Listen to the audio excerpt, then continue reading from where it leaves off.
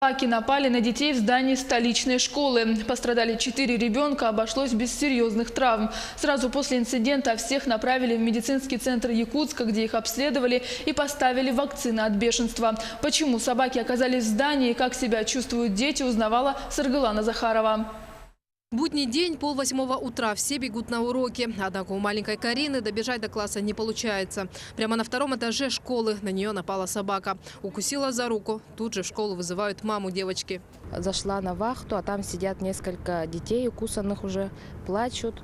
Я спрашиваю, что случилось? Где мой ребенок? Оказывается, она на втором этаже возле своего класса со школьной учительницей. Ой, и... нам сказали ехать в медцентр. Пострадали по меньшей мере еще 4 девочки. Раны неглубокие, но шок остался надолго. Теперь Карине придется неделю ходить на уколы. В школе уверены, собаки не бродячие, а хозяева кто-то из учащихся. Как можно выяснить? Дети никто не признается, чьи это собаки. Это дети, жители, конечно, собаки. Они все были с ошейниками, они все были ухоженные, упитанные. А потом как их выгнали отсюда? Я их прогнала. Но как собаки смогли пройти мимо поста охраны у входа? ЧОП «Патриот», но у них по должностным обязанностям они приходят с 8 до 8 работают.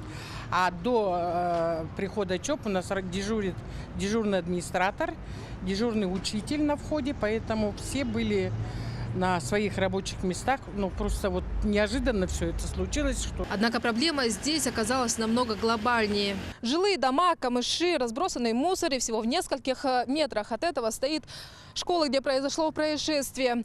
Территория школы ничем не отгорожена, значит, проходить здесь может кто угодно. И в том числе свободный доступ имеют здесь бродячие собаки. Разговор об этом уже лет... Как мы въехали туда, лет 18 уже ставится вопрос об ограждении.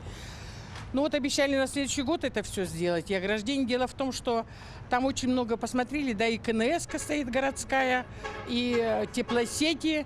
Управление образования Якутска в курсе произошедшего и уже среагировало. Организовали комиссию, которая провела проверку по деталям происшествия. Теперь ждут ответа от медцентра Якутска, куда обратились пострадавшие дети.